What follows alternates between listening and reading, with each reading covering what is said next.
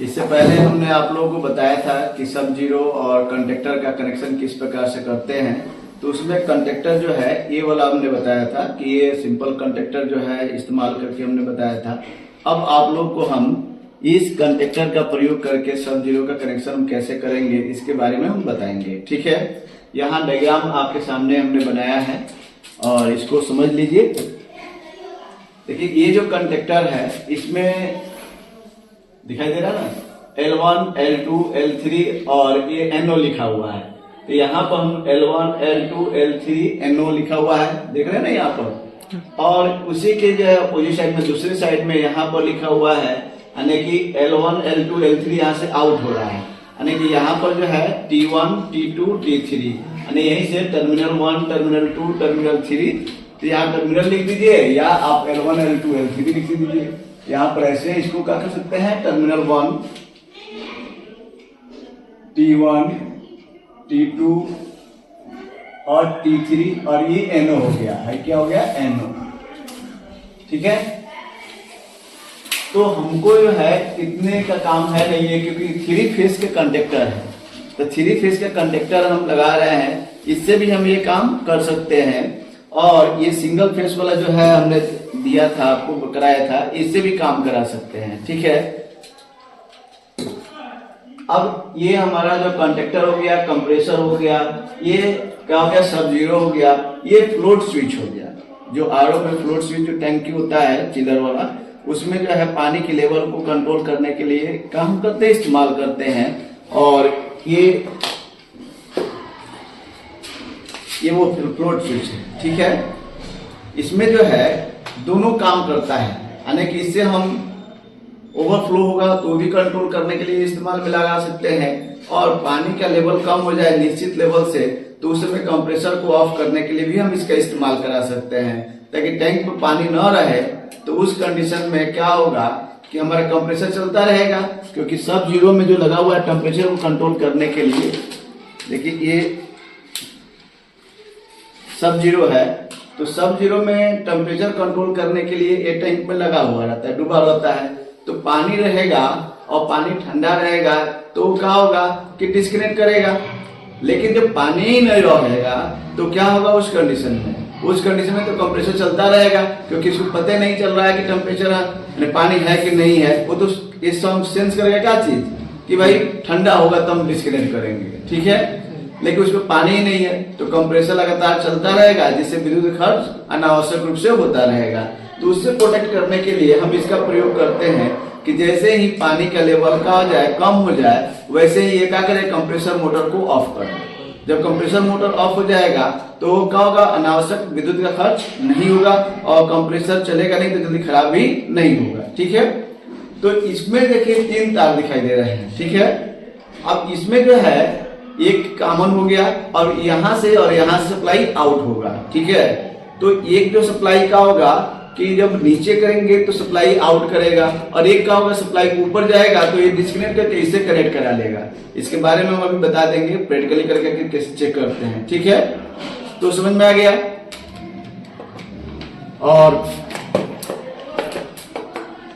ये जो कंडक्टर है तो देखिए यहाँ पर सप्लाई यानी कि देखिए कैसा ना, और ये न्यूट्रल है, तो ब्लैक वाला जो कलर है ये आकर यहाँ पर चला गया L1 पर, यानी कि ये L1 पर सप्लाई दे देंगे। ठीक है, L1 पर क्या करेंगे, सप्लाई दे देंगे L1 पर। देखिए L1 और L1 से न्यूट्रल सप्लाई कहाँ जा रहा है, तो यहाँ L1 से न्यूट्रल सप्लाई हमारा सीधे जो है सब जीरो का नंबर 3 पर चला जा रहा है। ठीक है, जैसे ये सब जीरो है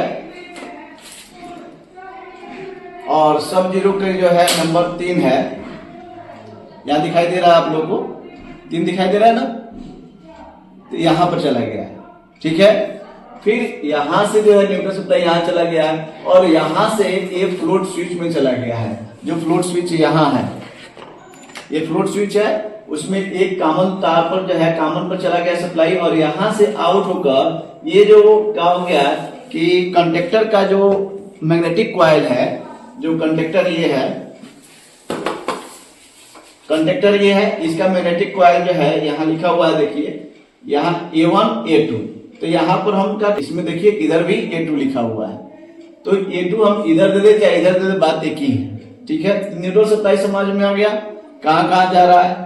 फेज सप्लाई देखिए कहाँ जा रहा है, और फेज सप्लाई यहां से ये गया L2 पर। अब ऊपर से भी ले सकते थे, इधर भी L1 L2 बना सकते हैं, इधर से भी बना सकते हैं। 3 फेज का है तो इसमें हम क्या कर 2 टर्मिनल इसका ले रहे हैं। अब यहां से जो है L2 पर सप्लाई आया, यहाँ फेज सप्लाई देख रहे हैं ना, रेड कलर का था, और यहीं से चला गया ये 5 नंबर पर, सब जीरो के 5 नंबर पर, और 5 नंबर से ही सप्लाई हमने दे दिया यहाँ पर 7 नंबर पर यानी कॉमन पर। देख रहे हैं ना कॉमन, सब जीरो का कॉमन ये है,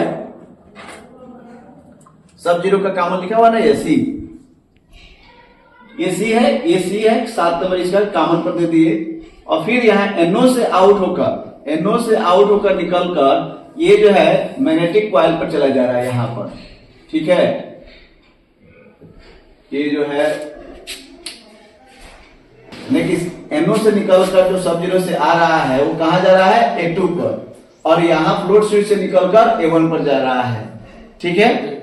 अब कैसे कार्य करता है, यहाँ टर्मिनल जो है ये कॉन्टेक्टर है। अब इस कॉन्टेक्टर के जो है क्या होता है T1 और T2 है, T1 और T2, तो T1 और T2 से कंप्रेसर को जोड़ दिए हैं, ठीक है। उसमें आप जानते हैं कि CSR और PSC दोनों में से कोई एक वायरिंग हो सकता है, तो 2 तार उसमें से निकलेगा। अब कैसे कार्य करता है अब ध्यान दीजिए,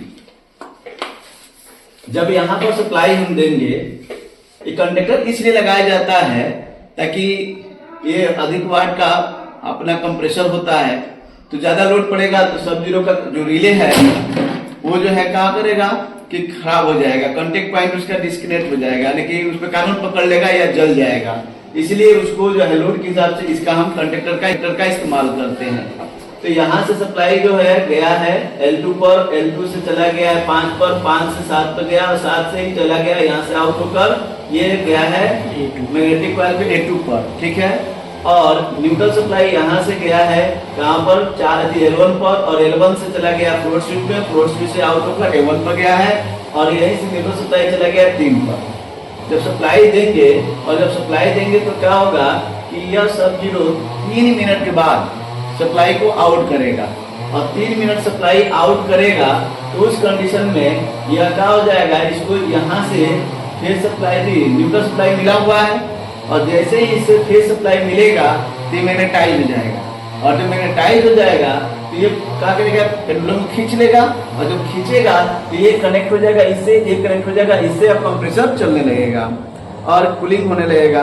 और जैसे ही ये जो है टेम्परेचर सेंसिंग जो है, यानी कि जो प्रोब है, यानी कि ये टेम्परेचर को सेंस करने वाला सेंसिटिव बल्ब कह सकते हैं इसको, ये टेम्परेचर को सेंस करेगा, और टेम्परेचर जस्ट कोई टेम्परेचर से कम होगा पानी का तो उस समय क्या करेगा, यहाँ से सप्लाई इसको आउट करना बंद कर देगा, तो रिले को सप्लाई मिलना बंद हो जाएगा। जब रिले को सप्लाई मिलना बंद हो जाएगा लेकिन मैग्नेटिक कॉइल को, तो ये कंटेक्ट क्या हो जाएगा, डिस्कनेक्ट हो जाएगा, और ये कंप्रेसर ऑफ हो जाएगा, ठीक है। उसके बाद अगर मान लीजिए फिर टेम्परेचर बढ़ता है पानी का, तो उस कंडीशन में फिर ये ऑन कर देगा। लेकिन ये फ्लोट स्विच क्या करेगा कि जब पानी का लेवल कम हो जाएगा तो उस कंडीशन में ये क्या हो जाएगा, ऑफ हो जाएगा, और जब ऑफ हो जाएगा तो ये न्यूट्रल सप्लाई को यहाँ से जाना बंद कर देगा। फेस रहने के बावजूद भी यह मैग्नेटिक कॉइल मैग्नेटाइज हो जाएगा, और फिर पेंडुलम को क्या करेगा, छोड़ देगा, डिमैग्नेटाइज हो जाएगा। यानी यहाँ पर फ्लोट जो है क्या होगा कि ऑफ होगा, फ्लोट स्विच ऑफ होगा, तो उस कंडीशन में इसको सप्लाई मिलना बंद हो जाएगा, और इस सप्लाई को क्या करेगा, डिस्कनेक्ट कर देगा, क्या हो जाएगा, ऑफ हो जाएगा। अभी हमने आप लोगों को बताया बोर्ड पर कि कैसे कनेक्शन करते हैं सब जीरो कंडक्टर प्लस कंप्रेसर का, और यहाँ पर हम कंप्रेसर कंडक्टर और सब जीरो, ठीक है, और फ्लोट स्विच, ये देख ले फ्लोट स्विच है, इसका कनेक्शन करके हम आप लोग को दिखा रहे, समझा रहे हैं। देखिए यहाँ से जो सप्लाई आ रहा है, ठीक है, एक ब्लैक कलर का तार है और एक रेड कलर का तार है। तो रेड कलर का तार हमने L1 पर लगाया, दिखाई दे रहा है ना, L1 यहाँ लिखा हुआ है 1 नंबर L1। तो रेड कलर का तार जो आया है वो फेस हो गया, और L2 है, यहाँ देखिए L2 है, तो L2 क्या हो गया कि ये L2 न्यूट्रल सप्लाई जो देख रहे हैं ना, ब्लैक कलर का तार है, ये ब्लैक कलर का तार यहाँ पर L2 पर आया और यहीं से L2 से ही सप्लाई यहाँ से निकाल कर देखिए, यहाँ से ये आ रहा है, ये आ गया 3 नंबर पर। ठीक है, 3 नंबर पर दिखाई दे रहा है ना, 3 नंबर, ये 3 नंबर पर न्यूट्रल सप्लाई आ गया और यहीं से न्यूट्रल सप्लाई, ये जो ब्लैक कलर का तार है ये फ्लोट स्विच में आ गया। ये वाला तार जो है फ्लोट स्विच में, यानी न्यूट्रल सप्लाई यहाँ से इन हुआ है और यहीं से जो है यानी सब 0 के 3 नंबर पर और यहीं से जो है फ्लोट स्विच में चला गया। ये फ्लोट स्विच का तार है, यहाँ पर ये कॉमन है, इसका इन करा दिए। ठीक है, और जो फेज सप्लाई आया है L1 पर, यहाँ से ये वाला फेज सप्लाई आया है L1 पर, तो L1 पर ही सप्लाई जो है यहाँ से ये वाला तार देख रहे ना, ये वाला तार जो आया है वो आ गया है कहाँ पर, कॉमन पर, ये कॉमन पर आ गया है और यहीं से जो है सप्लाई देख रहे ना, ये सब 0 के 5 नंबर पर आ गया, दिखाई दे रहा ना 5 नंबर, ये 5 नंबर हो गया। 3 नंबर न्यूट्रल सप्लाई यहाँ से आ रहा है और 5 नंबर सप्लाई जो है यहाँ से आ रहा है, इसको हम यहीं से कनेक्ट करके यहाँ पर सप्लाई दे दिए और 1 नंबर से ही सप्लाई इस तार के माध्यम से ये आ गया 5 यदि कॉमन पर, यहाँ सी लिखा है ना कॉमन। ठीक है, कॉमन पर लिखा हुआ। अब यहाँ से जो है ये NO से सप्लाई आउट होकर ये चला गया है इस कंडक्टर के मैग्नेटिक कॉइल में, यहाँ पर जो लिखा हुआ है A2 लिखा हुआ है ना, देखिए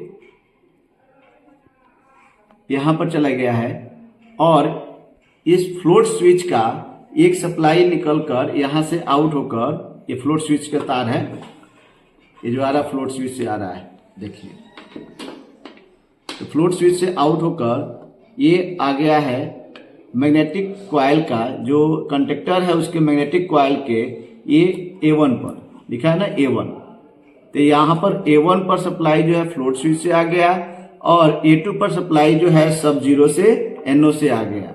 ठीक है, और यहाँ से T1 लिखा हुआ है, T1 से सप्लाई हमारा जो है कंप्रेसर पे चला गया। देखिए कंप्रेसर दिखाई दे रहा है, कंप्रेसर, ये कंप्रेसर हो गया। ये कंप्रेसर हमारा जो है AC का भी हो सकता है, किसी का भी कंप्रेसर हो सकता है, लोड समझ लीजिए।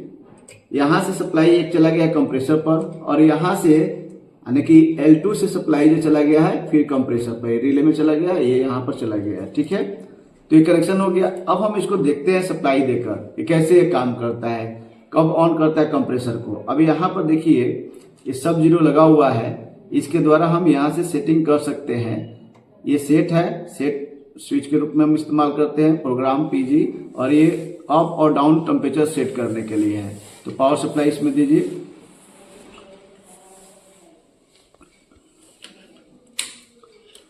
हाई जो हाई और लो के लिए है, जब फ्लोट वाल का पानी कम और अधिक होता है उसके लिए। तो हम क्या होता है कि लो के लिए ही लगाया है, इसलिए सप्लाई यहाँ पर दे दीजिए। सप्लाई यहाँ आ गया। अब सप्लाई आने के बाद ये 3 मिनट तक वेट करता है और 3 मिनट के बाद जो है क्या होता है कि यह ऑन होता है। इस समय जो ये टेम्परेचर दिखा रहा है वह एटमॉस्फेरिक टेम्परेचर है, यानी इस समय 21 डिग्री सेंटीग्रेड टेम्परेचर है। अब ये टेम्परेचर हमारा जो है क्या होगा कि ज्यादा हो जाएगा, तब जो है क्या होगा ये कनेक्ट करेगा, लेकिन अभी 3 मिनट का टाइम डिले है। ठीक है, तो हम 3 मिनट तक इसका वेट करेंगे और वेट करने के बाद क्या हो जाएगा, ये ऑन हो जाएगा। ठीक है, जब टेम्परेचर 21 में 30 पर सेट किया गया, 30 से जैसे ही अधिक होगा वैसे ये क्या होगा, कनेक्ट कर लेगा। ठीक है, तो इसका ये जो है सेंसिटिव बल्ब है। ठीक है, इसको हम क्या करेंगे, पानी में डाल देंगे, टेम्परेचर जो सेंस करेगा तो उसी के अनुसार ये ऑन ऑफ कराएगा। ठीक है, तो इसका टेम्परेचर हम क्या कर सकते हैं कि बॉडी के टेम्परेचर से बढ़ा सकते हैं, ऐसे पकड़ कर लेंगे तो इसका जो है बॉडी का टेम्परेचर रहेगा तो दिखाई नहीं रहेगा।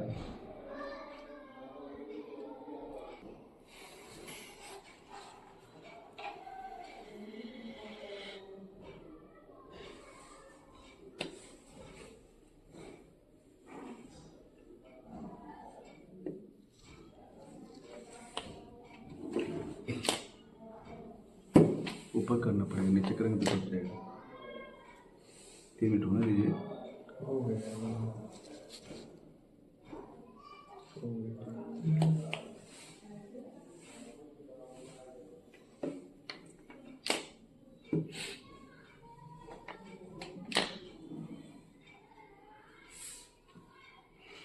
जैसे ही क्या हुआ, अनेक 3 मिनट जैसे समय हुआ ऑन हुआ, ठीक है, लेकिन 3 मिनट कैसे जब कंप्लीट किया वैसे कंप्रेसर ऑन हो गया। देख रहे हैं ना, ऑन हो गया।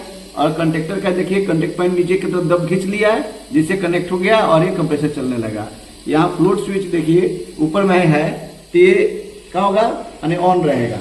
लेकिन जब पानी का होगा, टैंक का कम होगा, तो ये नीचे जाएगा ऐसे, ठीक है, तो फिर ये क्या करेगा, कंप्रेसर को ऑफ कर देगा। देखिए यहाँ पर ये देखिए नीचे दबा हुआ है।